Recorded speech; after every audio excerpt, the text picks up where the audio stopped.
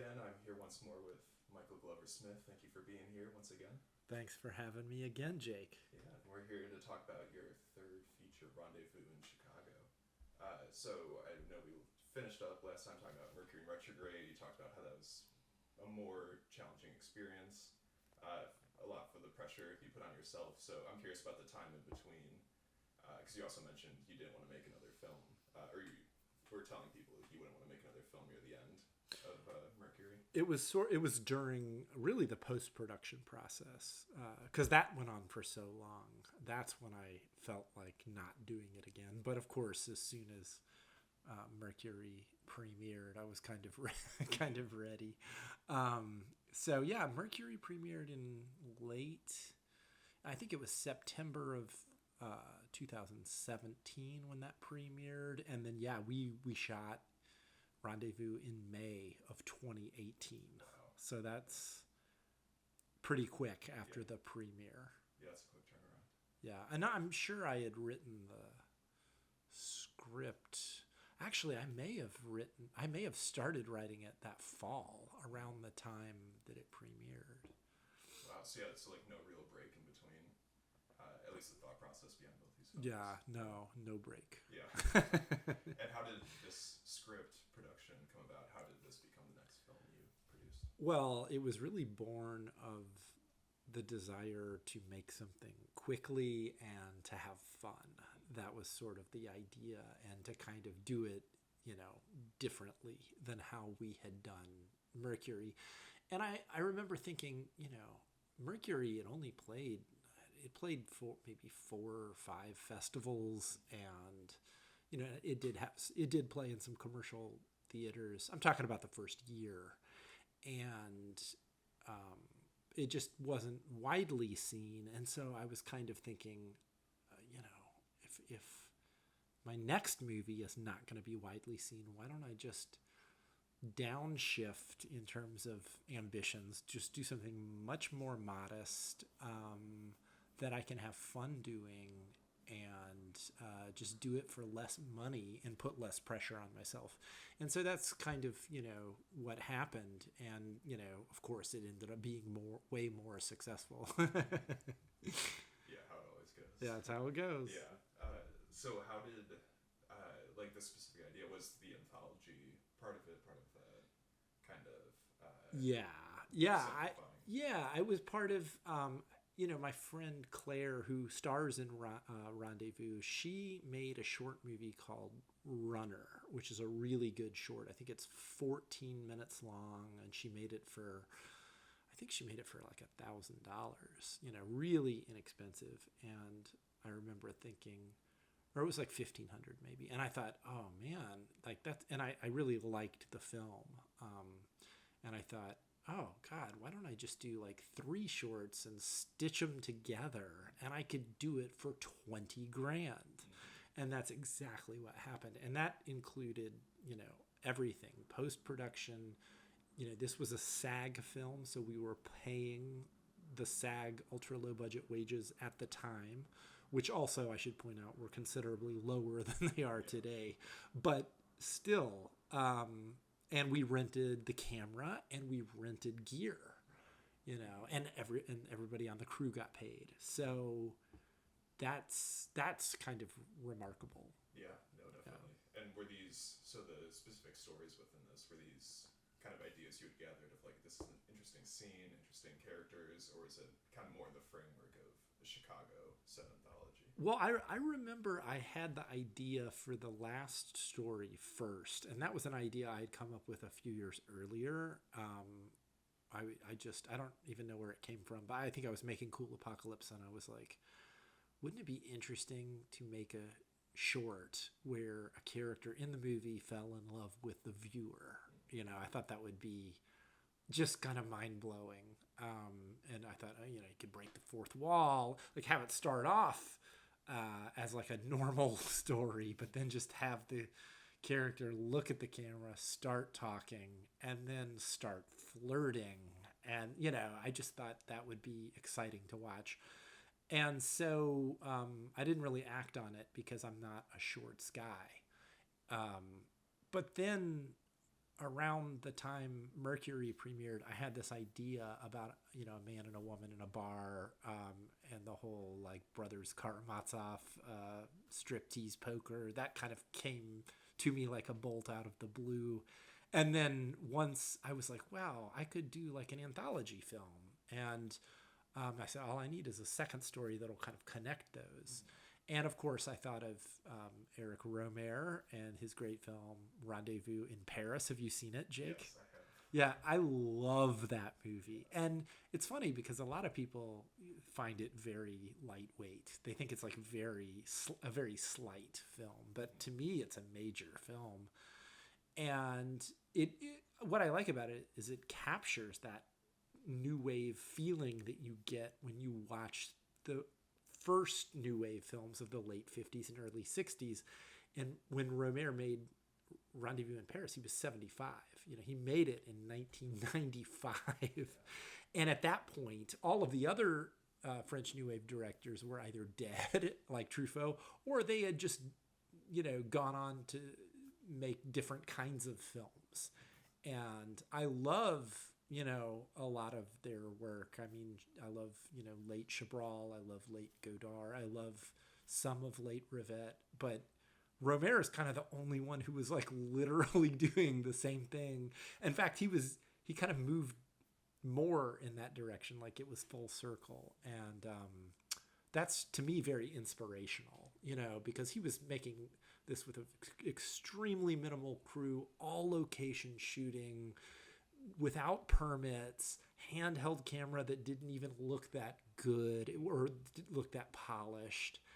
And the first story in Rendezvous in Paris is everyone's favorite because it's like a perfect short story. There's a lot that happens in it. It's about a con artist and it's, mistaken identity and all that. And it's like, it's very clever. And it has a very satisfying ending. And then the next two are much less conventionally satisfying because they don't feel like, perfect stories. They're more like just him observing a situation. And I like that as well. And that kind of fed into how I think I approached Rendezvous in Chicago. Because it's like, in my film, many people have told me that they love the first part and they wish that had been released as a standalone short. But to me, to me, they all work together. I mean, that was kind of the whole point. It was like three different couples, and they all, each segment, had something different to say about, different phases of a relationship. Yeah, it's interesting that way. It seems that's a common theme, I guess, within your first two films, at least up to this point, of the different stages, being able to capture different characters. Is that something that you noticed in other films that you liked, or did that kind of happen naturally? Of these were the ideas it really was kind of a coincidence. I mean, I wasn't even thinking about it. I think it's not until I look back and I'm like, oh wow, they're all kind of the same, And then I think when I made Relative, maybe that was a conscious choice to make a film that was still natural to me in terms of being character based and relationship based and with a big ensemble cast, but also to kind of have different relationship dynamics by making it about a family. And now, the interesting thing is I'm going to shoot a feature in January, and not to get like too off topic, but this is going to be the first one that's not an ensemble cast. So, the next film I make, it's really about one person. So, I mean, I think as a filmmaker, you always want to do things somewhat differently than how you've done them before. Yeah, I think interesting. Just talking about Rohmer too, about how he didn't necessarily change, but it's not like, oh, he's doing the same movie again. It's right. These different angles. We were talking about Hong Sang-soo the other day, and I think a lot of the best filmmakers, it's like everything they do is very similar on the one hand, but then they also somehow find a way to just wring an infinite amount of variety out of similar tropes, you know. Like Hong is just the best at it. It's like every time I see one of his movies, I'm like, I know what this is going to be like. It's going to be about a man and a woman getting drunk on soju, and he's going to try and sleep with her. Yeah. But then, it's like not like that, then it's like it's always somehow totally different. Yeah. It's definitely an interesting case of if you only watched like a handful of his films, Yeah. you could be more easily like, this guy's making the same movie. Exactly. As you see more, it's like all these. As you see more, you're like, wow, there really is so. But you could say that about anybody. You could say that about Ozu. You could say it about a lot of the greats. Not to compare myself to them.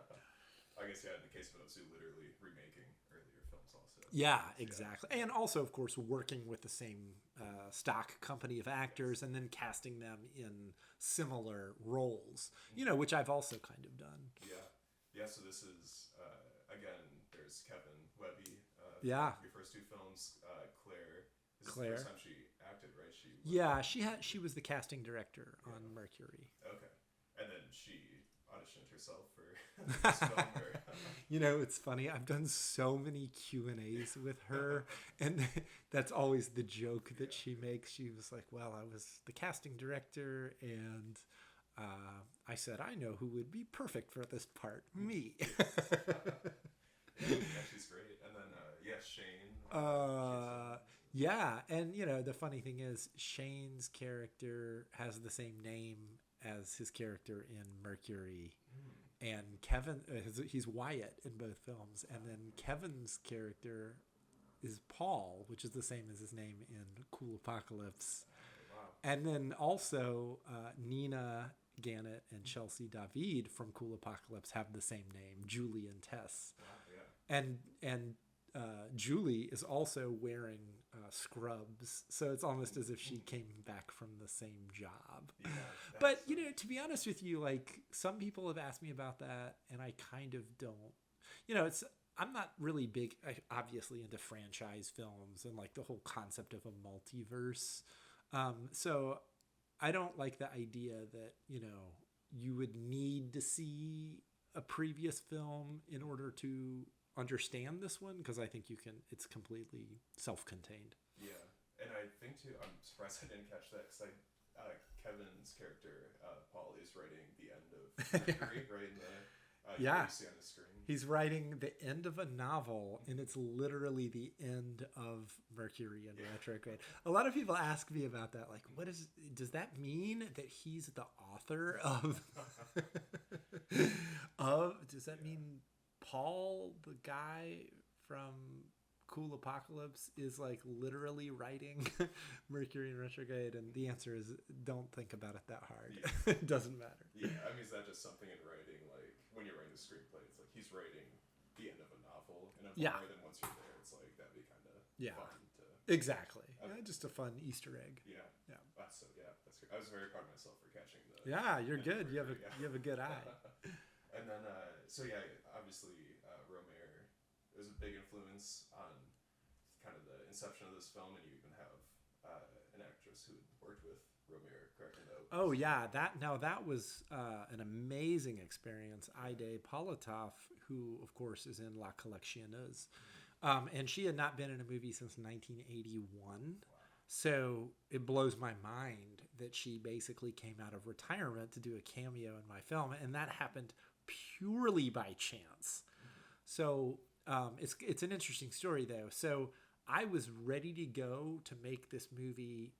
The script was written. There was no prologue scene with Aide's character. And what happened was I was contacted by the Logan Center at the University of Chicago, because they were doing like a series of films.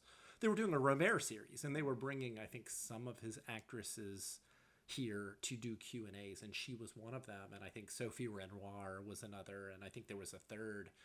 And they asked me if I wanted to interview her, because they were just trying to get press, and at the time I was writing for Time Out Chicago. So I said, yeah, hell yeah, I want to interview her, because I love that movie. I mean, it's the fourth moral tale, even though it was the third one to be filmed. and that was the movie that really made his career, right? That was the one that, because like the first two are shorts and they're 16 millimeter black and white, and then he made this gorgeous color film. Nestor Almendros shot it, and that was a success, and that's what, you know, his budgets went up for the final three. And she is so good in that movie. Just an incredible screen presence. And she also co-wrote it. A lot of people don't know that. Like she's, I assumed naively that the reason why she was credited as a screenwriter is because she improvised her dialogue. You know, I mean, that's a logical thing to assume, because later on he did, you know, work with like Marie Riviere, who starred in The Green Ray, and she improvised her dialogue, and I think he gave her credit for that. So I kind of assumed the same thing was true for La Collectionneuse. But she told me, she was like, no, they literally wrote the whole script together. And then when they were done, then he asked her if she would play the role. She had no clue she was going to play the character until they were done writing it. And that blew my mind. So, and like I had read, you know, a biography of him and had watched all of his movies. So I was fairly knowledgeable about his career. And then, anyway, that was one of the anecdotes she told me when I was interviewing her. But before I met her, before we did the interview, I just thought, you know, she's going to be in town, like, I think it was 10 days before we were scheduled to start shooting Rendezvous. And I thought, this movie's already kind of a Romer homage. Why don't I just see if she'd be interested in filming a scene that we could do really fast and maybe just tack it on to the film? And then the idea for the prologue came to me, and I just thought it would be really funny because Claire's character was already a grad student. If some, authority figure, her advisor, kind of chastised her in the opening scene and said, you need to hurry up and finish up your dissertation. And I also had her say, don't fuck it up. And she loved saying that. Yeah. I think we only did 3 takes, and what you're seeing is basically the 3rd take. Wow. Yeah. And yeah, so that must have been. Have you ever? I think with Relative, there's some actors probably, but any experience similar to that, where there's kind of that connection of like cinema history, which is obviously so important. Well, for me, I mean, I felt that way about Mercury when I cast Roxanne. Yes. Because I was kind of aware of the fact that she was a French film icon, and also Andrew Sensenig, who plays the dad at the end of Mercury. He was in a movie called Upstream Color he's like he's the 3rd most prominent character in Upstream Color. He's the I can't remember what his character's name is. He's the one who makes the recordings though, like on the pig farm. Wow. So Mercury was the first film where I cast actors based on having seen them in a movie that I loved. Mm-hmm. And then I've done that every time since. And, I've been very lucky that, I've reached out to people who wanted to work with me, and hopefully that's a trend that will continue. Yeah. I mean, is any of that process, part of that process of like getting in contact, communicating with those actors and actually directing them on set? Is there anything about that you approach differently besides they probably don't have to audition necessarily? They never do. It's not that different, I mean, one thing I've been asked about a lot is like, were you nervous about approaching this person? And honestly, the answer is no. I get asked that a lot about Wendy Roby, who's in Relative, but I've been asked that about Roxanne and no, I mean, because as a filmmaker, it's like I'm not approaching them as a fan. I'm approaching them as a potential boss, or a potential artistic collaborator. So it's kind of a question of like, it's kind of a question of like problem solving. Like, do you want to help me do this? And how are we gonna do this together? And by the time the actual first conversation occurs, which is usually like a Zoom call, I know that they already want to do it, right? Because they've read the script and they've agreed to talk about it. Yeah. So it's a reassurance thing, I guess. Oh yeah, exactly. The only thing that ever made me nervous was kind of, thinking about the fact that maybe they didn't realize how low the budget was, and like, it's like, I know you liked the script, but I mean, with Wendy especially, I was like, are you, just want to make sure, because this is like not long after Twin Peaks: The Return. I'm like, you're not gonna have a trailer on this film. Yeah, no, I found that to be a very nerve-wracking part of the experience too, of like trying to make it very clear, at least for the films that I've done. Yeah. This is like me and my buddies really like a step above that, because we've like been to film school. Right, exactly. Kind of know what we're after, but I've definitely had actors already who are like, oh, and who's doing hair and makeup? Yeah. Like, You. Like, if we're lucky, someone. Do it before you come to set. But I guess, so getting back to writing, were there any other films, were you thinking like anthology films you're looking at, or a certain... No, I mean, I think Rendezvous in Paris was the only one. I mean, maybe, I don't know. I haven't thought about it in so long. I may have seen something else, some other short that kind of inspired me, but I can't think of any. So you write this.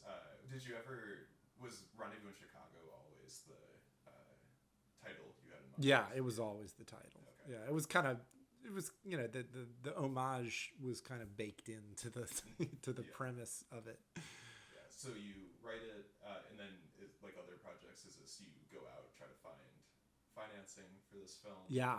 So that one was interesting because I kind of, at that point, I didn't want to raise a lot of money. I didn't want to do it Mercury and retrograde style, which was a lot of money for me.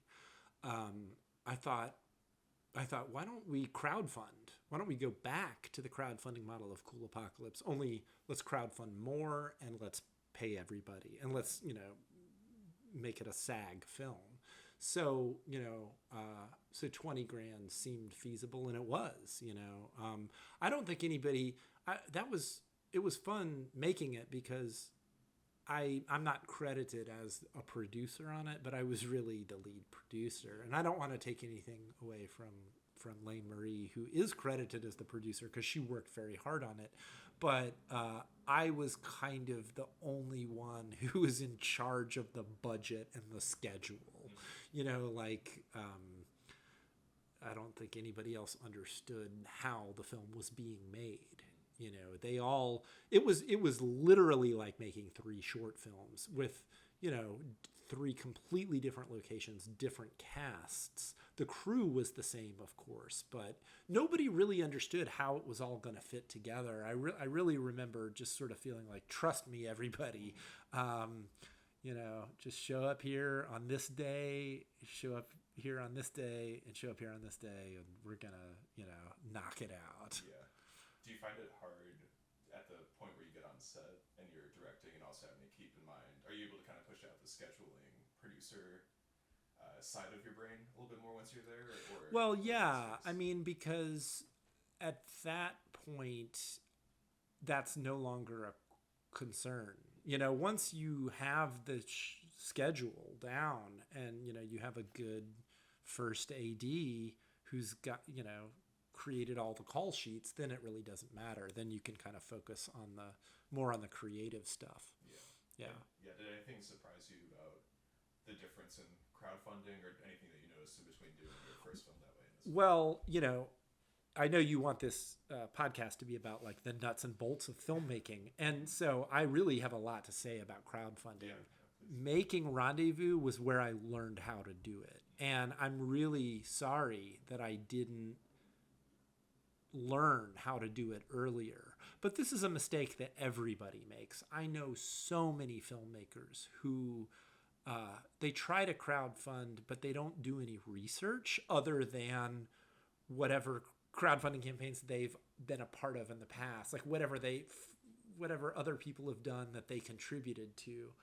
And so I used a different platform than I had ever used before, which was Seed and Spark. And it was a total game changer because they were very helpful, and they taught me how to do it. they coached me through the process. When you use Indiegogo and Kickstarter, you're completely on your own, and they don't care what you do. And in fact, they want you to lose money, because then they get to keep a higher percentage. And that's something people don't understand. Also, Seed and Spark is, I'm not, getting paid by them or anything, so this shouldn't turn into a commercial. But it's a platform run by filmmakers, so they know what you're doing specifically, and their advice is very good, and they want you to succeed. So, you create your little site within their website for your film, and then before it goes live, they vet it and they give you feedback, and then you make changes before it goes live. And all of the feedback they gave me was very, very good. So I wasn't really trying to raise a whole lot of money. The budget was $20,000, but we had one investor who actually did invest $5,000. And by the way, I'm very proud to say he made all of that money back just through theatrical screenings of Rendezvous. So we were only raising 15, and we made it. I think it was a 30-day campaign, and we made it. We exceeded it just barely, and then that ended up being the budget for the film. Wow. And so is that something just throughout those 30 days you're just checking in on it constantly? Or yeah, crowdfunding sucks because you put so much time and energy into it. Like, I hope to never have to do it again. It was worth it, absolutely, for Rendezvous, especially for that film because it was a small film. But yeah, it's almost like making a film. I always say that, like, filmmaking, you fight 3 battles to make a movie. The first is raising the money just so that you can be in a position to say that you are going to make a movie. The second battle is the actual physical production of the film. And then the third battle is getting it seen once you're done. And what people who aren't involved in film production never realize is that the actual production of the film is the easiest of those 3 battles to fight. And, obviously the most fun. Yeah. Because it's creative and it's satisfying. Like, raising money is not fun. Mm-hmm. Where was I going with this? 3 battles of producing for checking, I guess, the crowdfunding, where you're checking that, like, throughout the month. Yeah. Just kind of oh yeah. So during that 30 days, not only am I asking everybody I've ever met in my life if they can give me a donation, no matter how small, then I'll have to try to inspire all the people who are working on the movie to contact everyone they know.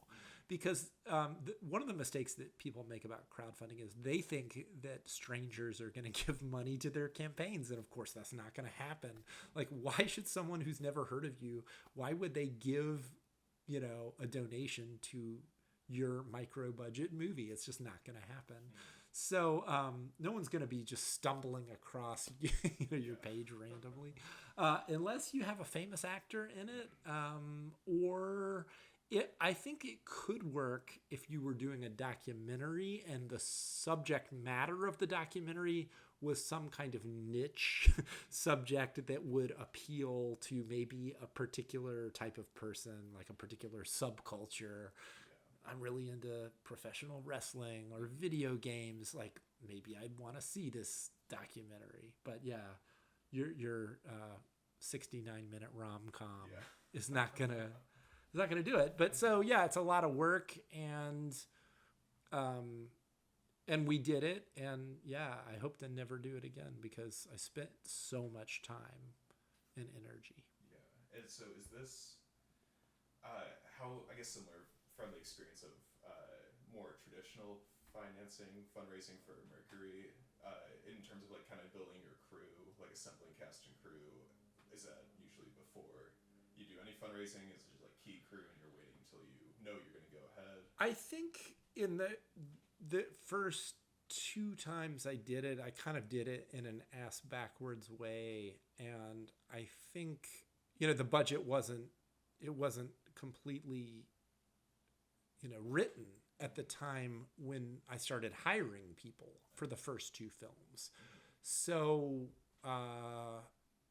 so that's not the right way to do it. But I think with Rendezvous, that was the first time where I think everybody got paid like $125 a day, because that was the SAG rate at the time. And I think I told the crew that that's what they were going to make. I said, nobody deserves to get more than these actors, right? So everybody agreed to that, and that's what they got. Yeah. And, some people asked for more, and I said, nope, sorry, that's the only way we can do this for $20,000. And, either you're on board or you're not. And ultimately, everybody was on board. Of course, I did not get paid, but yeah, that was kind of, nowadays it's like the budget is completely set in stone before I start, approaching people. Although, you're going to always make adjustments because certain expenses are going to always crop up that you didn't really account for. And, sometimes then you realize, oh, well, maybe we can reduce this line item. Like maybe we don't really need this much for publicity or whatever. So you can kind of take money from one line item and move it over. Yeah. But yeah, no, I've gotten to the point where I'm actually good at it now. I don't do it alone either. Like I have a producer, Aaron, who is also very good at it. And so between the two of us, we kind of know how to do it. That was what I was curious about getting into. Without, as much as you're willing to get into it, maybe not giving away like your whole sales pitch, but are there certain things you try to highlight for potential investors? Well, that's always the same. And, if any aspiring filmmakers or younger filmmakers out there are looking for advice on how to raise money, I would say, put together a pitch deck. Which is not fun, and show your work to the people that you want to invest. Show your screenplay and then whatever previous work you've done that you're proud of. If it's a short, if it's a feature, and try to make it easy for them to visualize what you're going to do. That's why pitch decks always have comparables, right? You want to show images from other movies that are in a similar vein to what you're doing that have been successful. I think with Relative, we put together a pitch deck that had images from, Lady Bird, and which is not a movie that was really even a big influence on me, but it was a film that was successful that I think would help people to understand what we were doing. I think it was like Lady Bird and Mike Lee's Another Year, which is a big influence on me, and Henry Gamble's Birthday Party. So you kind of pick like a range of films that will help people to visualize what you're doing. I did not put any Ozu or Fassbender in there, and those are my biggest influences. It's not the place. Yeah, it's not the place. It's like you save that for the the Q&A. It is. Financing is really such a mystery. I know it is because it's different every time. Well, every time, with Cool Apocalypse was the one time where I did not have a film that I had made to show, because I had made shorts, but the shorts I made weren't really helpful in terms of like, because Cool Apocalypse was kind of a departure even from the shorts I had made, but it was really kind of the first time where I was trying to do the same thing that I'm doing now, but I had the script. But also the budget was so low. It was really just like, hey, can you give me $25? Here's the concept for this film. I can let you read the script if you'd like, but then when we were raising money from Mercury, the pitch was, here's my film Cool Apocalypse, and here's the script for Mercury. And also you should watch Henry Gamble's Birthday Party because the DP of that film is going to shoot my film. So that all of those things together, I think, made it easy for people to see what we were doing. And then, for Rendezvous, it was like, yeah, watch Mercury, and here's the script for Rendezvous. It's going to be a smaller budget film, and it's going to be funnier.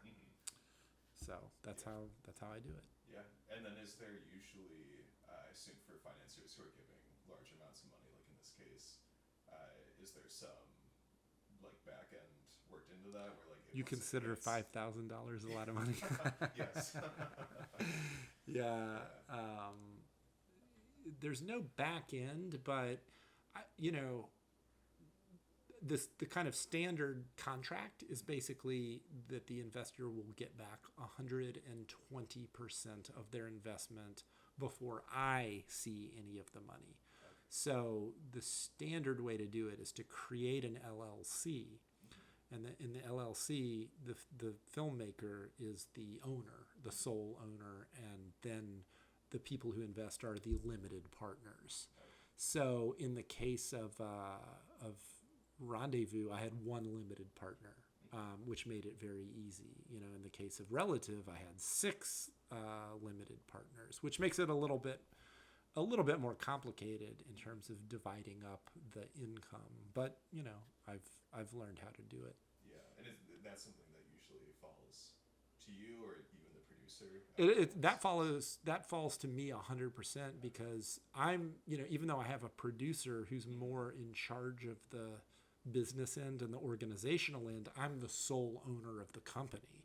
So every 3 months, like when Relative played for I think 14 months theatrically, and there was a little bit of income coming in throughout that entire period. So every 3 months, I would create what I called a producer's report, which would show exactly how much income came in. And then I would cut a check for each of the 6 investors, and the percentage of the income that they got was, it correlated to whatever the percentage they had contributed to the total budget. Does that make sense? Yes. Yeah. Yeah, no, that's really interesting, because I guess as you get more financiers, it does get more complicated, and there's the trade-off of more budget. Typically in I guess the case of Relative. Yeah. Exactly. Yeah. I mean, and then usually what will happen, like the case of Relative, we had one investor who came on first and really invested a sizable amount, more than half of what the film ended up costing. And then from there, we were over the hump. It was kind of easy for me to go to other people and say, look, we're looking for, X amount of money. What can you do? So then it sort of becomes, it's like putting a puzzle together, right? Yeah, and you're making a new LLC for every production. Yeah, unfortunately, you have to. And this is what's really comical. It's like I have 4 different LLCs, 4 different bank accounts, business checking accounts, all of which really have no money in them, because whatever comes in goes right back to the investors. But you have to do it, because if you don't do it, you could get sued. And I mean, that's very unlikely to happen in my case, because I'm an honest person, and also the amount of money that's coming in is small. The amount of money that's being invested is relatively small. But if I were to get sued, then if I were to try and do it either as an individual, or if I created an LLC that would be like a generic, film production company that would do all of my films, if I got sued, they could take money from my personal bank account, or they could take money from that hypothetical LLC that where they could take money from other projects. So that's why you create a separate one every time. Yeah, it's interesting. I think that's one of those things you see, like at the end, you say to the end of the credits, there'll usually be like it might be the film title, LLC. Yeah, or oftentimes it has some goofy ass name. Yeah. Because it's like, it has to be unique. You can't use somebody else's name, and it really doesn't matter. Yeah. Yes, the fun side of things. That Yeah, I made a mistake. It's like the last three movies I made, the LLC all began with an R. So I like called one Rendezvous Films and Relative Films and Retrograde Films. So now I sometimes get them confused. I'm like, wait, which account is this? Yeah. Yeah, it's so funny. So I guess, yeah, so what's the time period between securing the crowdfunding and getting into production? Are you waiting until, I would assume it's guaranteed? Yeah, I mean with Rendezvous, I can't remember when we started the campaign, but we knew what the dates were going to be when we wanted to shoot it, because that was based on my schedule as a teacher. Like I always shoot my features between semesters. So most of them I've done like between spring and summer. Mercury actually did between summer and fall. Chicago filmmakers always shoot in the summer, and by the way, that's one of the reasons why I'm going to shoot in January this time, because it'll be fun to show another season in a feature, which I haven't done. But so we knew that we were going to shoot Rendezvous in May. We had a 3-week window where we could do it. So I had hired everybody, I think pretty much in early 2018, like shortly after the new year. And I kind of told everybody, okay, we're going to do this campaign and we're going to get in, hopefully we'll get the money and then we'll make the film. So if we hadn't raised 20 grand through Seed and Spark, of course we would have canceled the shoot, but fortunately we did. Yeah. And so what did this production schedule look like? Did you approach it any differently, as almost more you're making 3 shorts, or is it more similar to the feature? It was honestly, to me, it felt like making 3 shorts. Yeah, it really did. But we did it, but we still shot it all in a very short span of time. It just had a different feeling, like because it was a different place with different actors. It really did feel like a different experience each time. Yeah, and we actually shot the bulk of it in 5 days. That's the crazy thing. The I-Day Politov Day, of course, that just cropped up at the last minute, and then we shot her in a span of like 2 hours or something, and then so that was a half day, and then there's a scene where it's a flashback to this guy's childhood where he's playing strip poker with his babysitter, which I love. Yeah. And that was a half day where we just shot that and nothing else. In fact, we shot that on everybody else's day off. That was like me and the DP and like one production, manager. We just like did that. So that was a half day, very laid back. And then there was a third half day where we shot all of the establishing shots without the cast. Like that's where we shot the opening credit scene, which was like Lakeshore Drive and Lake Michigan, which was MOS, and it was all MOS that final day. And again, that was me, the DP, and one assistant. And we shot, there's a montage that begins the second story where you're just seeing doorways as you're hearing acoustic guitar music. And we shot all those doorways on that last half day. So that was all MOS. And there was one insert shot of my cat that we got on the last day. So because, there's 2 guys standing beneath a second story window and they're talking about a cat. And I said, there's no way even though we were right there, that was my condo. I said, there's no way I'm going to fuck around with trying to wrangle one of my cats to do this when we have to shoot with these actors who we're paying. Yeah. I said, we'll come back here. We'll do that on the MOS day. So those 3 half days were very simple, but the bulk of the film was shot in 5 days. And that was,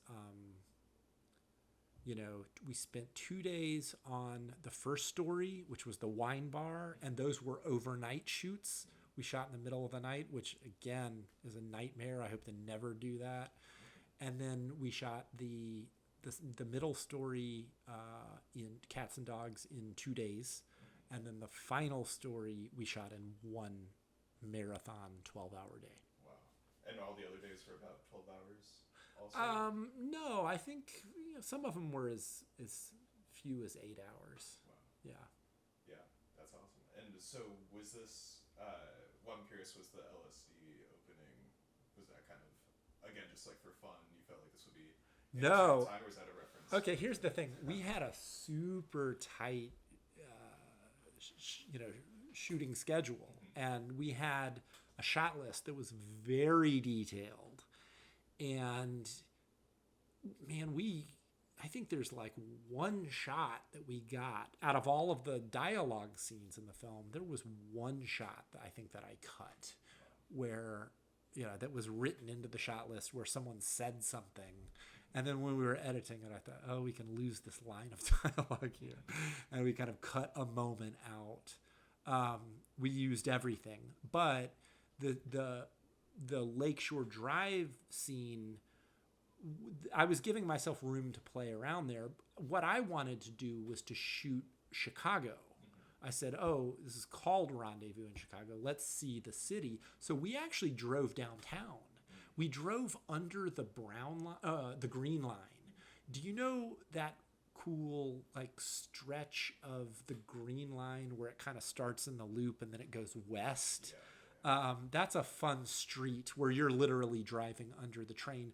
We did that, we shot that, and we shot a lot in the loop. And for whatever reason, when my editor and I were trying to cut it together, none of that footage looked good. It was almost like, I don't know, the DP, who's excellent, by the way, Alex Halstead, he was shooting handheld out of the passenger side window, and it was almost like he couldn't, the camera wasn't very stable for very long on any of those shots. And we couldn't make it work as a montage. We couldn't find the rhythm, but the Lakeshore Drive shots worked like gangbusters.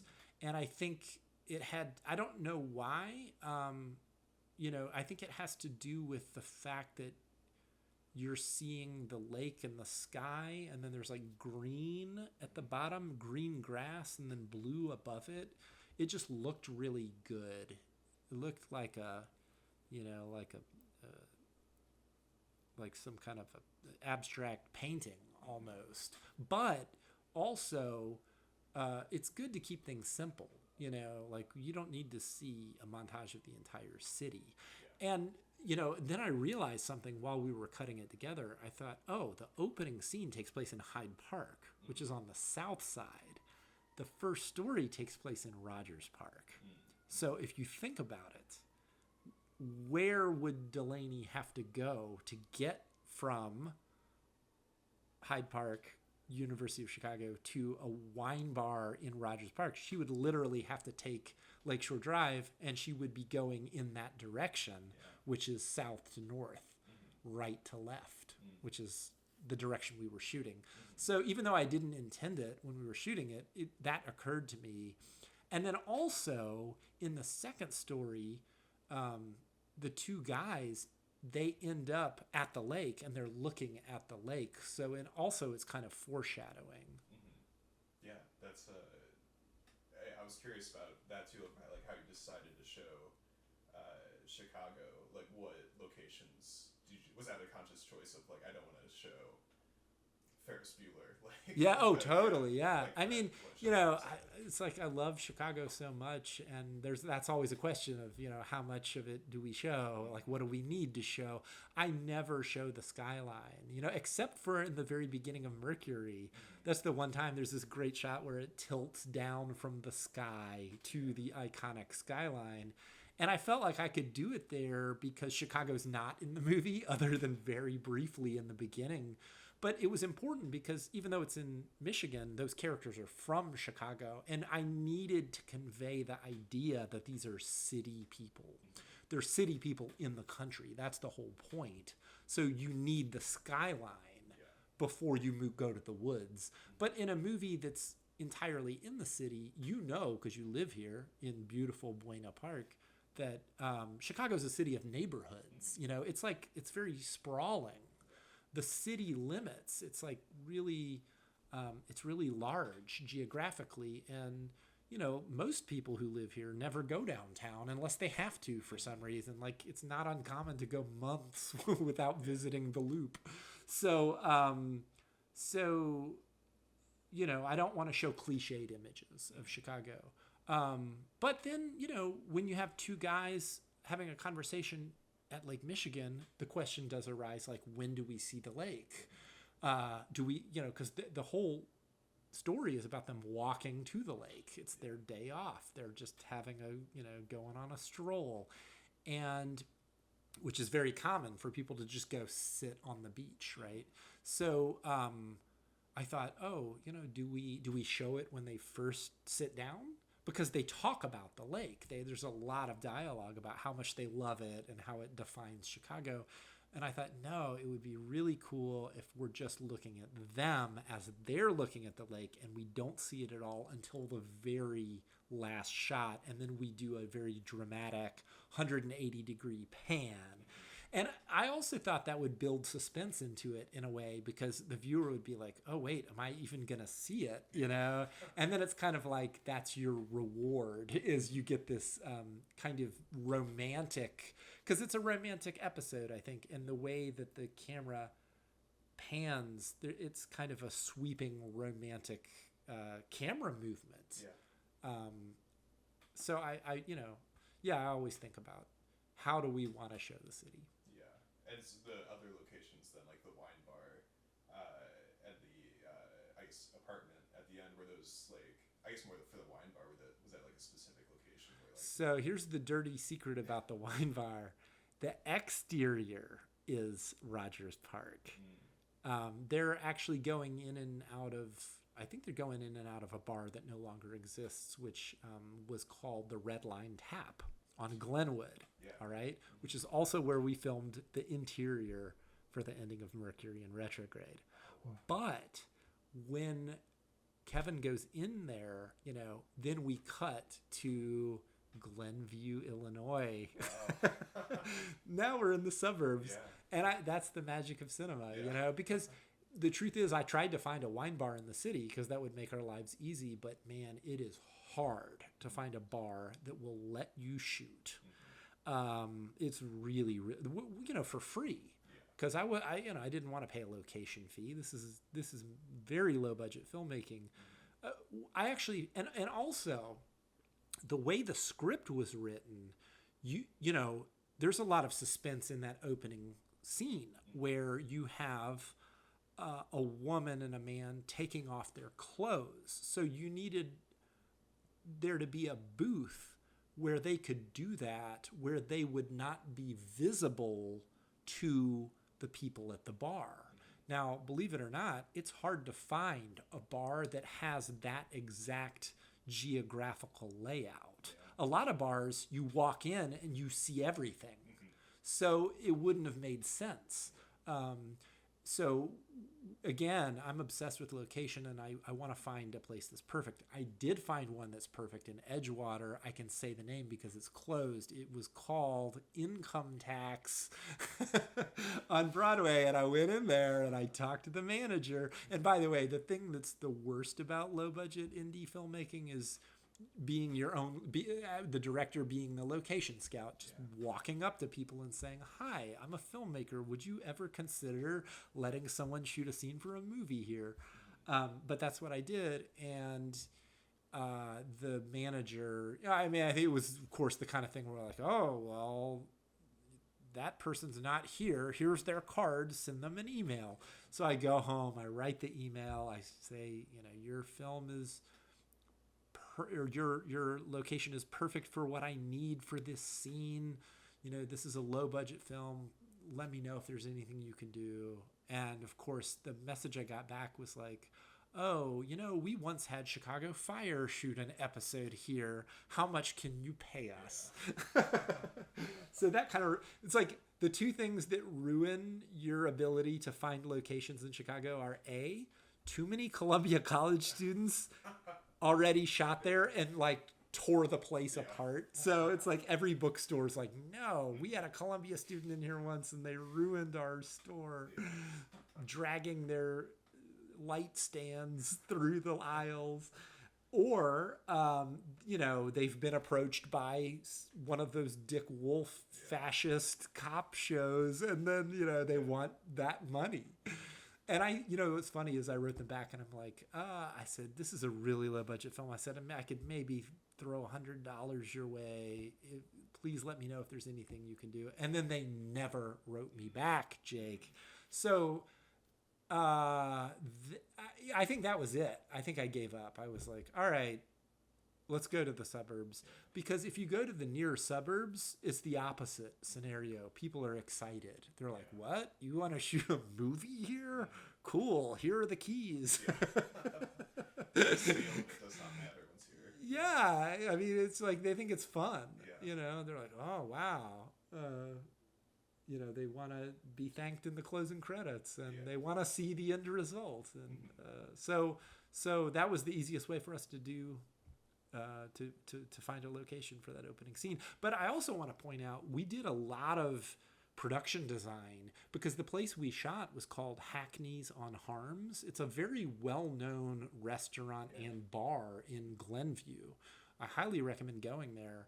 And the only reason I knew about it is because I teach at Oakton College, and I think 2 of my students at the time were working there, waiting tables. And so I had been there, to visit them, and it's really more of a restaurant than a bar. But I thought it has a bar in it, and the area where the scene takes place, where our characters strip, that's kind of the restaurant part of it. But I thought, it's just tables. Like, we'll put a wine bottle on every single table and put a candle in each bottle, and that will change the atmosphere. And it did. Yeah, it's amazing how small things like that. Yeah, and I've had people say to me after watching that movie, "Where's that wine bar?" And I say, well, it's really not a wine bar. It's just a restaurant and bar. And they think it's some cool spot in the city that they can visit. And I'm like, it's in Glenview. So was this the case where, because I know you've talked about before how you would tend to write for places that you're familiar with, or like at least you liked knowing that before even like shot listing or anything. Yeah. So are you like starting with some places in mind and trying those first when you're writing scenes like this, or is it like I'll figure that out? I mean, usually I always have some place in mind, even if I know that I'm not going to shoot there. My sense of what a dive bar is like, or what an apartment is like, or a diner, it's based on having been to those places. And so that's what I start with. And then it becomes a question of, okay, where can we get permission to shoot that corresponds to this idea that I had. Okay. And I noticed too, was the split diopter shot in the first section? Yeah. Oh, thank you. Thank you. That makes me so happy that you say that, because we rented that lens for one day and we paid money for it. Yeah. And what's the question? Well, I guess, was that something you saw the location and you're like, oh. Yeah, well, I think my DP and I, you know what? We visited the location in advance, and he, it's kind of an unusual shot. Also, we're shooting in the 1.37 aspect ratio too, so it's a square image, and it's like we needed someone in the foreground and someone in the background. And I think he and I looked at each other, and he said, "You know what I'm thinking?" And I said, "Yeah, split diopter." So it was just logical. We were kind of like, we visited there and we're kind of like talking through the shot list together. Okay. And I guess, with that, and also the shot at the end of the second story, which I really loved too, that slow pan. Yeah. It's along with, I think, the opening in Mercury, some of the more, not that all your direction isn't very intentional, but I guess like after that scene it stands out a little bit more. Is that something maybe you're conscious of, like how this split diopter shot will play like within this sequence? Are you worried about it coming off as strange to people, or is it just in the moment you know that's the right visual choice for? I don't.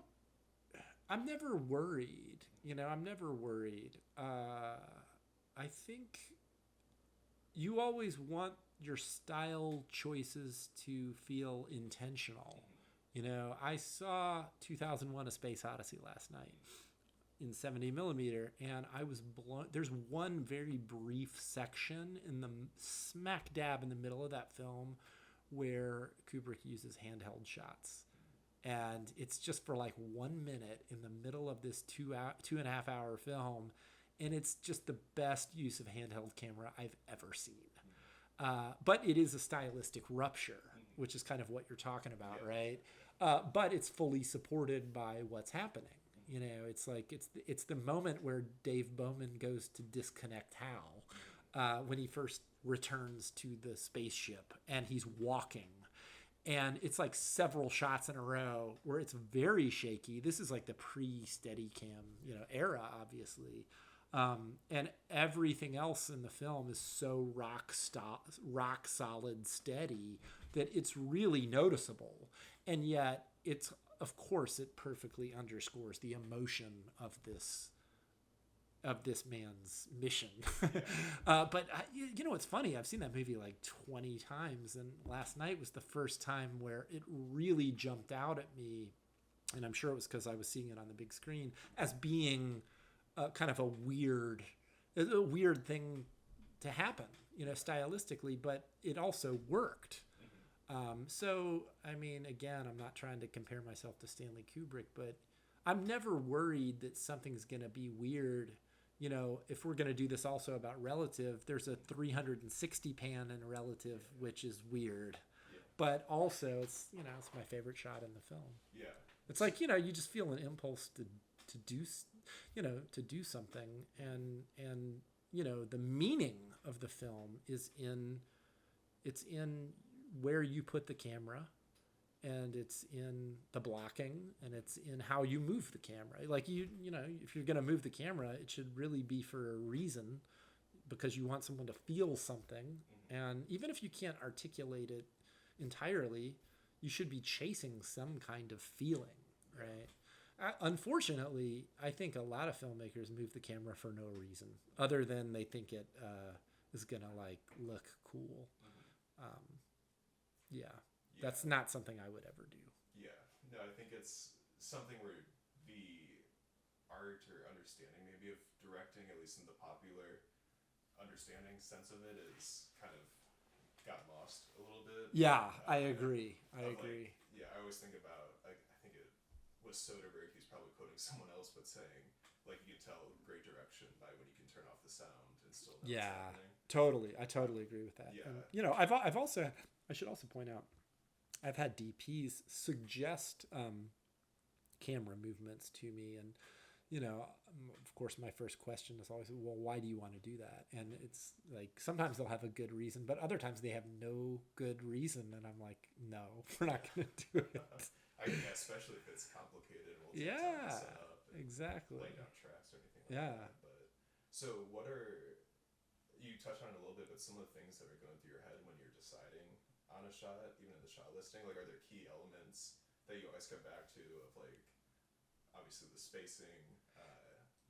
Here's the funny thing. I love talking about shot lists, and nobody enjoys hearing about it, especially interviewers, because it's very special. It's a very specialized thing, but also it's not, I don't know, maybe it's too minute or something, but the reason why I love talking about it is because I spend so much time doing it. And a lot of directors don't do it. A lot of directors work without a shot list, which I think is crazy. Although I actually hope the film that I want to make in January, I think it's going to be mostly not shot listed. I think there are going to be certain scenes where I do it because it'll be helpful. But then I think for other scenes, we're just going to have a much looser approach. And I'm looking forward to that. I think that'll be exciting. But for all the films I've made, they all had detailed shot lists, and you know, because I'm always worried that if I don't have a very specific plan, that maybe, you know, things will fall apart, and then I'll be like, I wasn't prepared enough. And in the world of low budget filmmaking, when you have a tight schedule, it really helps to stick to a schedule. If you look at your shot list and you're like, here are the shots we're getting, and here's the amount of time that we're getting them in. And then, you know, sometimes you find yourself ahead of schedule, and then you can try things. And then, of course, other times, you know, you change your mind on the fly, and you're like, okay, I don't want to do that anymore. You know, let's do this instead. But yeah, it's really hard work, you know, creating a shot list, because you're thinking in advance, like, what do I want every single moment in this movie to look like? You know, what should it look like? I've never storyboarded. I think that's insanity. But doing a shot list is very similar, because you're pre-visualizing it, you know. Yeah. And so with that, it's I guess, yeah, how long does the shot listing like usually take, and those things? It takes a long time. Oh my God. And that's the thing. Oftentimes, everybody always wants to ask you as a filmmaker how long it took to shoot a movie. Nobody ever wants to know how much time you spent preparing. Yeah. You know, and then because you're like, well, we shot this feature in 10 days, and they're like, whoa. And then they think maybe it's not that much work, you know, but you're like, no. You know, the reason why, because, you know, I made a short earlier this year, which we shot in a day and a half. Paper Planes is a 17-minute short. And everybody's like, what? You shot that whole movie in 15 hours or whatever? And I'm always like, well, yeah, but, you know, my co-director and I met in the central location 4 separate times. And the first time we met with the director of photography. Well, actually, the first time, we met with the director of photography, and I went through the first draft of the shot list with him and kind of walked around and talked about the shots. And that's a couple hours, you know. And then the second time, and he made suggestions, and he made very good suggestions, so we changed it. The second time we met there with the 2 actresses. They rehearsed. Then we did a full blocking rehearsal where they walked around and sat down and did exactly what they were going to do. The DP was also there for that. When you see the actors in the space, then we changed the shot list again. Then the third time was, you know, with the AD, where we walked him through the whole process so he would understand what it's going to be like. And then there was a fourth time. I think it was with maybe I don't know. I think it was when we did production design. So that, you know, the more prepared you are in advance, the less work you're going to have to do when you're on set. You don't really need to think about those things. In fact, what I like is for the AD to tell me what we're doing. I like to not think about it. Like, I don't want to look at the call sheet and look at all the shots and think about the order. I want someone to tell me, oh, we're doing this next, we're doing that next, so that I can just think about, you know, the creative part of it.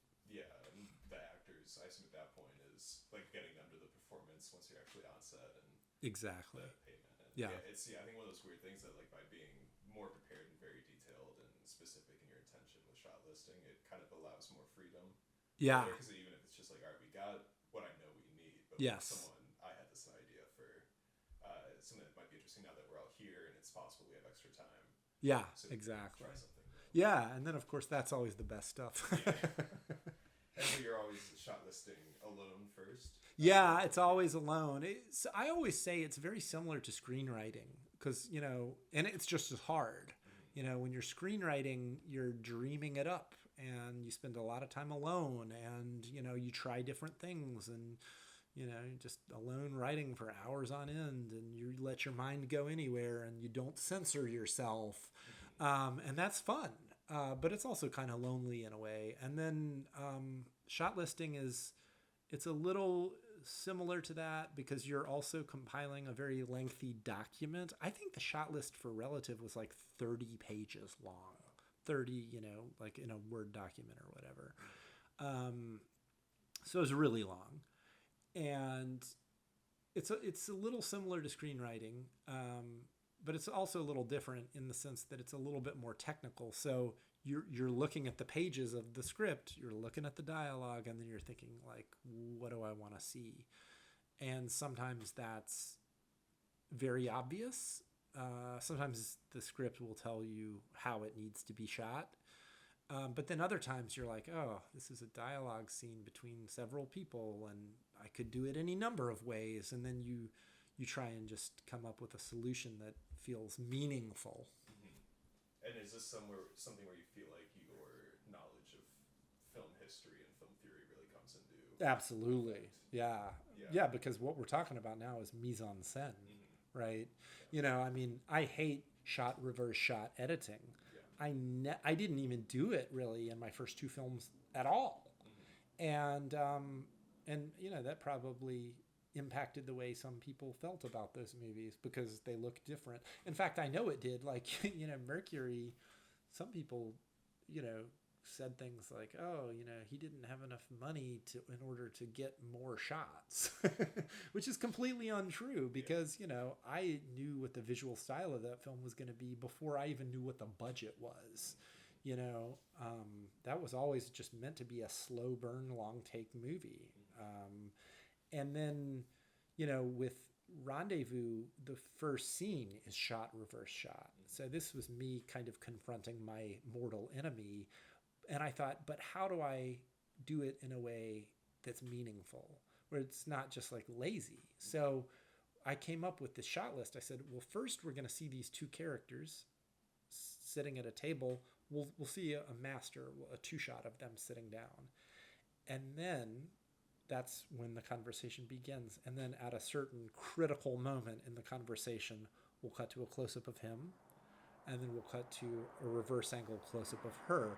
But at first, it'll be clean, meaning you'll only see each of them. You won't see over the shoulder. You won't see the back of the other person's head. It'll just be clean because that'll create more tension, right? You feel like they're isolated. And then as the scene progresses, we will move the camera closer to the eye line, meaning it goes from being clean to dirty.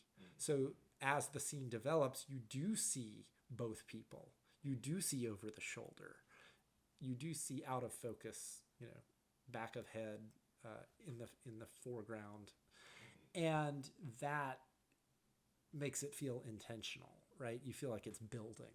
Yeah. You feel like the characters are feeling more connected to one another.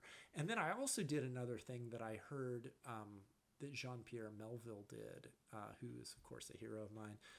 I read that when he did shot reverse shot, he took a tape measure and he measured from the lens to the tip of the actor's nose, so that when he flipped it around and did the reverse angle, he could make sure that that both actors were literally the exact same distance from the camera. And I thought, I think that creates a feeling of meticulousness, So we literally did that on Rendezvous. Yeah, it's so interesting. I feel like something that gets covered a lot.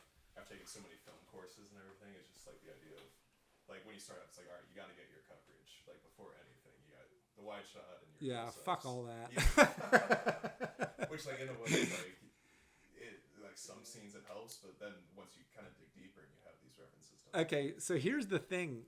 So, you know how I told you there's the master at the beginning? Oh, so then something happens during the scene. I actually haven't seen that movie in years, but then something happens where the whole drama kind of resets. I think it's when she maybe challenges him, or she brings up the game or whatever. It's like maybe after he talks, where she first brings up the idea. Then we go back to that master. And then the shot pattern repeats itself. Then we go back to the singles that are clean, and then they become dirty again. So it's like it goes through the same shot pattern twice, which again, it corresponds to like what's happening. But the film school way to teach someone how to do that would be like, do the whole thing in a master, and then you have quote unquote options of how to cut. But it was like, I knew those two moments where you see them in the wide shot, the master, were going to be the only two moments. So those are the only moments where we got that shot. And that's unusual. Like, people don't make movies that way. And the next day, after our first night of shooting, Claire Cooney sent me an email, and she said, my favorite line in the script is blah, blah, blah. I don't remember what line it is. And she's like, and I noticed you didn't get a close-up of me when I said that. And she was worried that maybe I had rushed through the moment. And I had to write her back, and I said, Claire, the only reason why you didn't get a close-up is because in my shot list, you're not supposed to be seen in a close-up saying it. That's when it's in the wide. And so that kind of was an educational experience. It kind of made me realize how vulnerable actors are. And also, it's a good idea to kind of explain your, I think, visual strategy sometimes to the actors. I mean, some actors don't care. But Claire, at that point, was a director herself. So I think she was a little worried, and so for an actor like her, it helped to explain what we were doing. Mm-hmm. She also was worried because there was another moment where she said, we only did one take. And by the way, this is a take with dialogue. Yeah. And again, I don't remember what shot it was, but I wrote her back and I said, Claire, the reason why we only did one take is because you were perfect. Mm-hmm. And, if you were to watch that scene right now, you would never in a million years guess which was the one moment where she only said that line one time, Yeah, that's one of those things. I think it gets talked up a lot with like Fincher, obviously, of doing 100 takes on someone tossing a full damn you, David. Fincher and Kubrick have like ruined filmmaking for for young people who feel that they have to do it over and over again. So I guess going off that, in addition to, so both in filming and then like setting up your shot, whether in the shot listing and actually following through with that on set, is there a point where you just have to trust that you go, this is right for this moment, like I know this shot is the best way to convey that take was all I need? Is there some kind of similar thought process that goes through your head, or do you feel like it's very intuitive, like you just kind of are going with your gut? Yeah, I mean, I think it is intuitive, and you have to learn to trust yourself, mm-hmm. Trust your instincts. And of course, I mean, I hope I don't sound arrogant, but of course, I'm also beset by doubt a lot of the time. Sometimes I wonder, God, is this the right way to do this? And I do listen to my collaborators. Oftentimes my cinematographers come up with ideas for things that are better than what I had in mind, and that's the most exciting thing of all. Mm-hmm. Yeah, I think it's one of those where you get to the place where there could be anywhere that you put the camera. So yeah. How do you know? Well, I think you just have.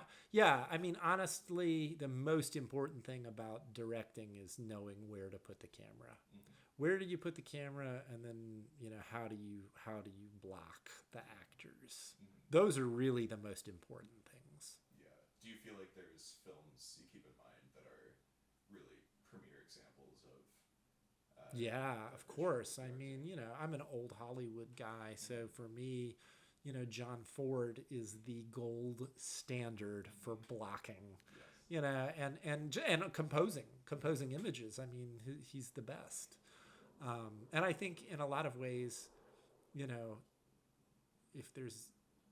if you watch my films, it's kind of like maybe there's some sort of tragic poignancy in the fact that I could never make movies like that.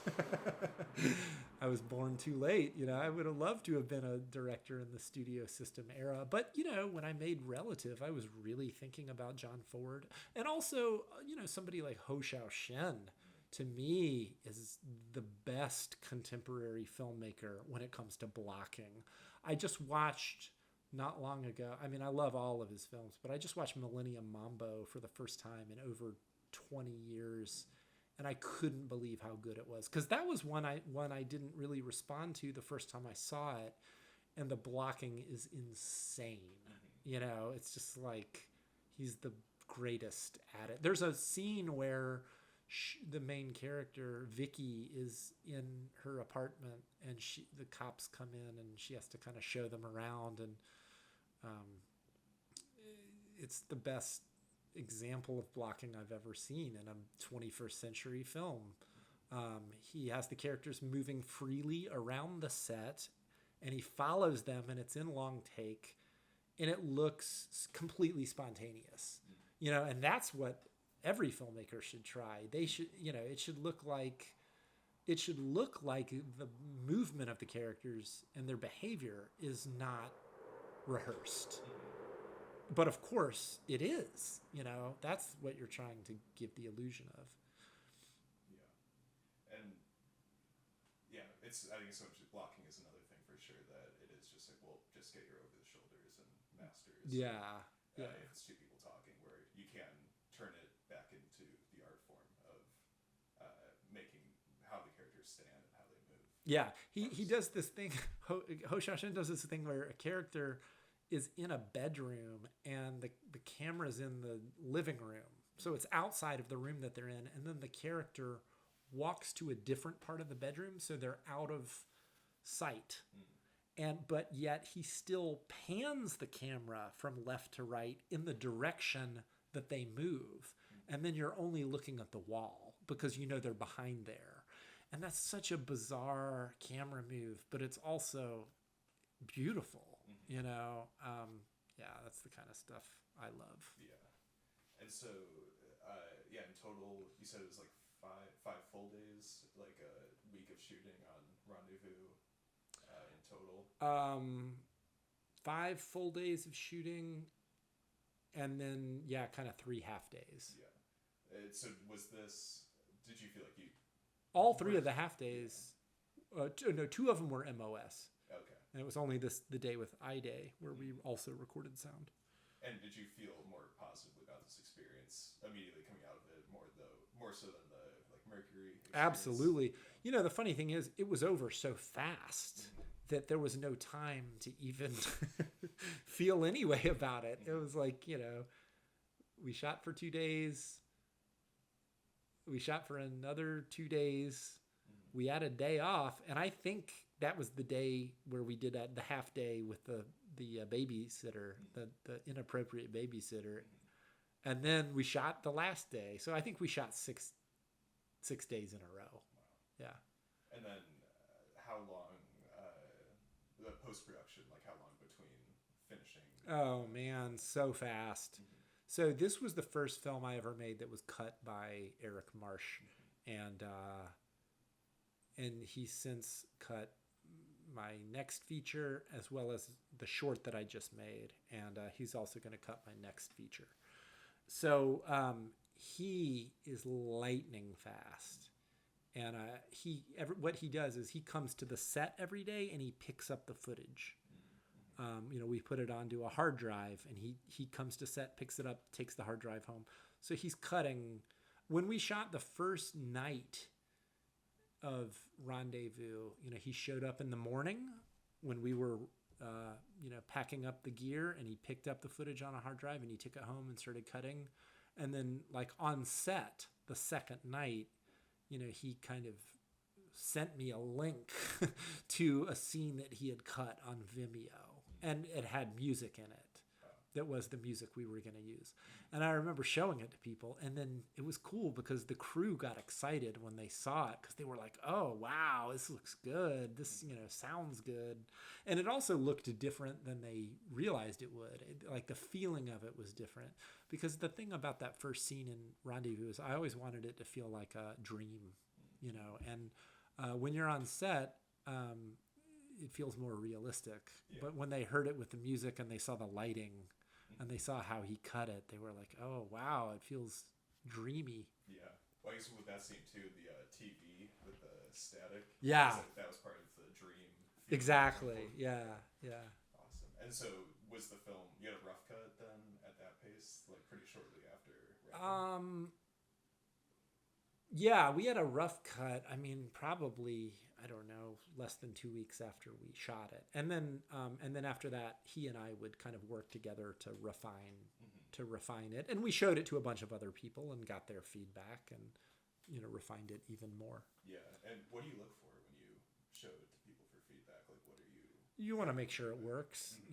I mean, I never give a questionnaire or anything, but usually I just ask for general feedback. I always tell people to be brutally honest.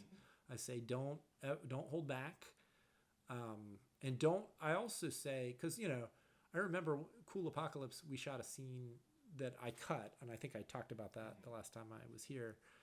And I asked my wife early on in the process, "What do you think about this scene?" She's like, "It's fine." And I said, "You think I should cut it?" She said, "No." And then after I cut it, I said, "By the way, I cut that scene." And she was like, "Oh yeah." She goes, "I'm really glad." And I go, "What? You told me it was fine." And she goes, "Well, that's because I didn't think you were able to. I thought you needed it." So, you have to be careful when you solicit feedback from people that you're close to, because they're afraid of hurting your feelings. Yeah. So you really do need to be like, look, everything is expendable. Let me know if something is not working. Again, Ho Xiaoshen said when he made The Assassin, like, if he felt like something wasn't working, whether it was acting or lighting, like if anything struck him as inauthentic in any way, he would cut it. And regardless of what it did to the narrative clarity. So when you watch that movie, there are certain things that don't make sense, but it doesn't matter because every shot is beautiful. Yeah. Everything feels real. And in a way, that's the most important thing, right? Yeah. And do you feel like you found a group that you, like certain people you always come back to, or do you try to change it up? Well, it changes on its own because the nature of this art form is that people are constantly moving and people are constantly working on different things, and not everyone's available. One of the weird things about my career is that I've never worked with the same cinematographer twice. I know that's unusual because it seems like every director finds their DP and they work together forever. But for whatever reason, my last DP, Olivia, moved to LA, and, so I'm working with somebody different now. Although, hopefully I can someday have enough money to kind of fly her back. But not every project is conducive to that. And, I've liked the last 4 DPs that I've worked with. I liked them all very much. And they're all different. They all bring something different to the table. So I think I do like that variety, of kind of collaborating with different people. Yeah, getting new perspectives, absolutely. I mean, you learn from your crew just like you learn from your actors. The editor, I would be very happy if I died very old and I made many films right up until 106, just like Manuel de Oliveira. But and if that is the case, I hope that Eric Marsh cuts all of my films and that he lives to be 100 as well. Yeah, no, he's great. Yeah, the editing's been amazing. And so it sounds like you learned some festival lessons with Mercury, or had some. I mean, Mercury, we aimed high, because again, that's part of the pressure thing. Yeah. In the artistic arena, your toughest opponent is yourself. And with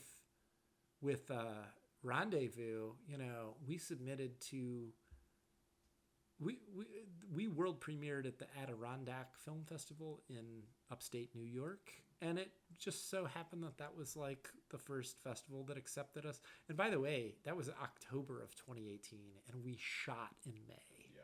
So it was probably like we probably had a final cut in July, and then color and sound mixing, and then submitting. I mean, I don't even think we submitted it as a work in progress. We probably finished the whole thing, and Adirondack seemed like a good fit. I had heard good things about it. We went up to upstate New York and had a blast, and we just played a bunch of festivals. I think it was like a dozen. And were you looking at a more specific type of festival for this film, or? Yeah, of course, because it's a comedy. It's like that's my most overtly comedic film. So we were looking more for festivals that would have like a comedy sidebar.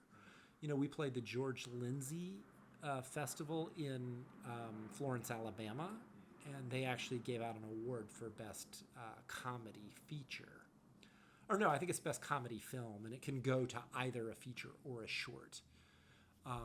And so that was really gratifying. And, I think we submitted to a bunch of smaller festivals, which was great. We played Movies in the Parks in Chicago On-Screen Film Showcase, which is a really great local festival that a lot of people don't know about. I would say, Jake, that the best Chicago film festival for spotlighting Chicago filmmakers is the Chicago On-Screen Local Film Showcase. They show nothing but Chicago films. They show them in the parks. The programming is excellent. They'll show films by people like Chris Swanberg, and they'll show Kartemquin films, films by Alex Thompson, just great stuff. And they're better than, and also they give you a screening fee. And, they're better than a lot of the, more, well-known local festivals that don't care about doing such a thing. Mm-hmm. Yeah. And, not going to mention any names. Yeah. The more publicized. But, so you felt like was it something along with the crowdfunding, the festivals, you felt like you had a better handle on? Yeah, absolutely. Yeah. Well, the cool thing about crowdfunding is it helps you to publicize your movie before you make it, because you kind of build up a network of people who are aware of the fact that you're doing it. Yeah. So that was an interesting lesson to learn. In fact, that's one of the reasons why crowdfunding is good. And yeah, so learning the festival circuit. Yeah, it was my third feature on the festival circuit, and I felt like I had a better sense of where it would play. Mm-hmm. And then getting into the distribution, this was Cowlamp Films. Right? Yeah. Cowlamp is a small local distributor, and but they've put out a lot of quality films, by quality filmmakers. And I have some friends, Jack Newell, who's in Mercury in Retrograde. I think 2 of his features are available through Cowlamp. And the cool thing about Cowlamp is, they'll get your film onto platforms like Tubi and Vudu. Anybody can put their own movie on Amazon Prime. And so, I went down there to their office on Michigan Avenue and talked to them, and, I had a lot of questions. And one of the things I said was like, well, I can put this online myself. Like, what can you do that I really cannot do? And, they say, well, we have a whole roster of films. So there's an algorithm. If somebody watches one of these other films, yours will pop up. And that's a good point. That's a really good point. So I was really happy with what they did with it. They also advertised it. They used their social media accounts to advertise my film. And they would make these cute little, like, kind of memes and short videos and write witty things about Rendezvous. And, base that around a certain holidays, this Valentine's Day stream Rendezvous in Chicago. So it's cool to have somebody else doing that, where it's not just you all the time on social media trying to beg people to see your film, because at a certain point people tune out. I know for a fact there are people who are friends of mine who have muted me because they're like, I don't need to hear this guy talk about his screenings anymore. and I'm sympathetic to that. Yeah. But I have to do it, because if you're an artist, you have to promote your work. So anyway, so it was cool to have Cow Lamp do that, and Rendezvous was the right film because my investor had already been paid back. So I thought, okay, whatever checks I get from them for streaming, it'll just be icing on the cake. And I will say this: they've been very good about sending me checks on a regular basis. The film became available to stream late 2019, and yeah, every 3 months I get a check in the mail, usually for dozens of dollars. Yeah. So yeah, but I don't care. I wasn't trying to make money off that film. Yeah. I think there's a large difference between trying to put something out where you're trying to make $1 billion back. Exactly. Yeah. I guess another plus of crowdfunding is that involvement does kind of end. Yeah, they're donations. They're not investments. Yeah. That's a difference. Yeah, it's really interesting. Yeah. Well, yeah, thank you so much. Really appreciate talking about this film with you. Thank you.